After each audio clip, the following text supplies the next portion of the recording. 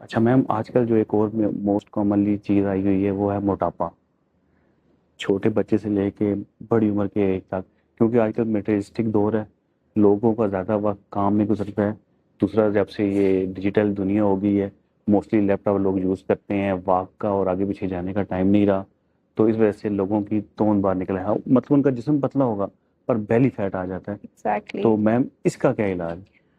Belly fat बहुत common है। आप क्योंकि आप ये भी देखेंगे अली कि जो लोग एक्सरसाइज करते हैं, इवन जिम भी कर रहे हैं, बाकी सारे एरिया से फैट चला जाता है, बेली फैट नहीं जाता। उसकी एक तो बड़ी रीज़न ये है कि जो बेली पे आपके फैट होता है ना, उसके पॉकेट्स बन जाते हैं, यानी कि वो जो चर्बी के सेल्स है ना, वो आपस में जुड़ के एक पूरा पॉकेट्स बना देते हैं। उन पॉकेट्स को तोड़ना बहुत ज़रूरी होता है। ठीक है, अब वो उसके ऊपर ना डिपेंड करता है कि पेशेंट का प्रॉब्लम कितना है। ठीक है, अगर तो आपका बहुत ग्रॉसली हैवी इस तरह का नहीं है, टमी एरिया बहुत ज़्यादा बढ़ा हुआ नहीं है, तो फिर तो कुछ प्रोसीजर्स हमारे पास होते हैं जो कि एस्थेटिक फिजिशियंस कर रहे हैं या कॉस्मेटोलॉजिस्ट कर रहे हैं, जिसके अंदर लाइपोलिटिक इंजेक्शंस, जैसे हमने पहले भी दिखाया, हाइफू, क्रायोलाइपोलिसिस है, और कुछ ऐसे माइनर प्रोसीजर्स है जैसे कि आईवी स्लिमिंग ड्रिप्स। ठीक है, इनके ज़रिए ये होता है कि ये जो लाइपोलिटिक इंजेक्शन है, ज़रा मुश्किल सा नाम बताया लोगों को इजी करने के लिए, बेसिकली चर्बी गलाने के लिए इंजेक्शन होते हैं। और ये इंजेक्शन हम जहाँ पे प्रॉब्लम है,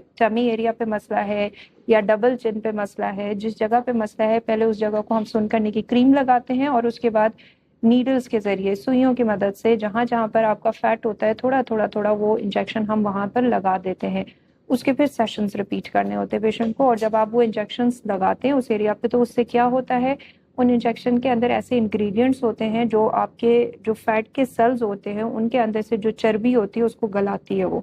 और वो चर्बी जब गलेगी, पिघलेगी, तो वो खून के ज़रिए शामिल होकर आपके ब्लड में, और फिर उसके बाद यूरिन के ज़रिए बॉडी से एक्सक्रीट आउट हो जाता है, वो निकल जाता है। और जैसे जैसे आप वो प्रोसीजर कराते जाएंगे, आपको पहले सेशन से ही अपने टमी एरिया पे इंचेस कम होते हुए नजर आएंगे, या आपके चिन का एरिया जो है वो आपको कम होता हुआ नजर आता है। और ये सारे बड़े सेफ प्रोसीजर्स है।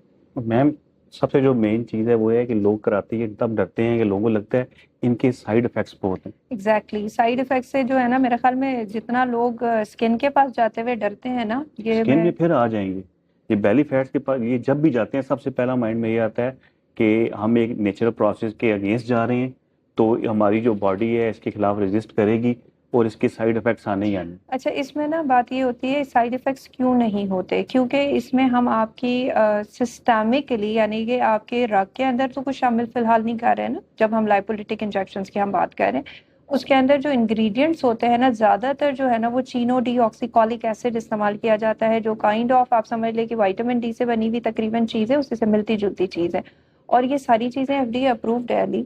इनके ऊपर बहुत सारे लोगों के ऊपर रिसर्च हुई भी होती है, और ऐसा नहीं होता कि कोई चीज़ मार्केट में आ जाए और डॉक्टर सारे आंखें बंद करके उसको इस्तेमाल करने लग जाए। जितने भी एस्थेटिक में प्रोसीजर्स जो हो रहे हैं, वो सब के सब किसी न किसी रिसर्च के ऊपर उनका ट्रायल कोई ना कोई हुआ होता है, और बहुत सारे हजारों की तादाद में लोगों के ऊपर वो ट्रायल्स करने के बाद जब मार्केट में वो चीज़ तभी आती है।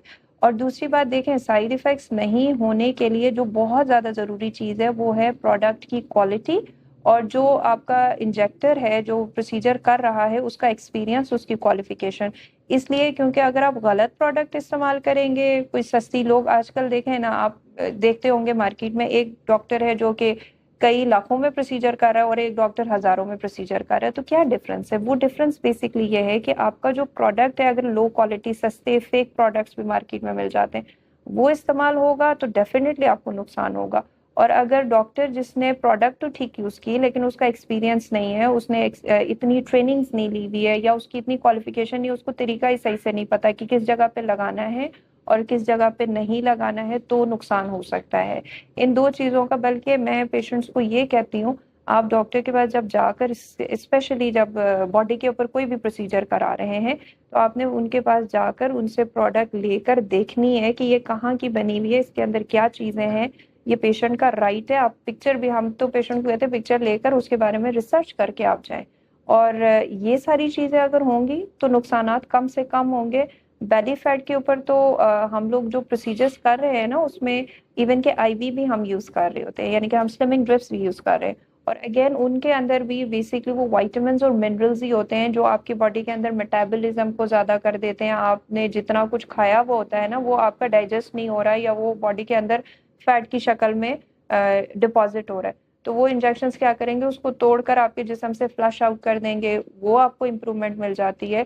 फिर कुछ हमारे ऐसे भी होते हैं जिनका सिर्फ फैट नहीं होता बल्कि वो एरिया लटक लटक जाता है। तो ऐसे पेशेंट्स में हम लोग थ्रेड्स का इस्तेमाल कर सकते हैं। हम इवन के कुछ लेजर ऐसे, जैसे कि हमने आपको बताया था CO2 लेजर रिसर्फेसिंग, हम स्किन की रिसर्फेसिंग कर सकते हैं। अगर आपकी स्किन के ऊपर स्ट्रेच मार्क्स बन गए हैं उस एरिया पे या स्किन बहुत लूज हो गई तो थोड़ी बहुत टाइटनिंग कुछ इंजेक्शंस और कुछ लेजर के जरिए भी हम कर सकते हैं।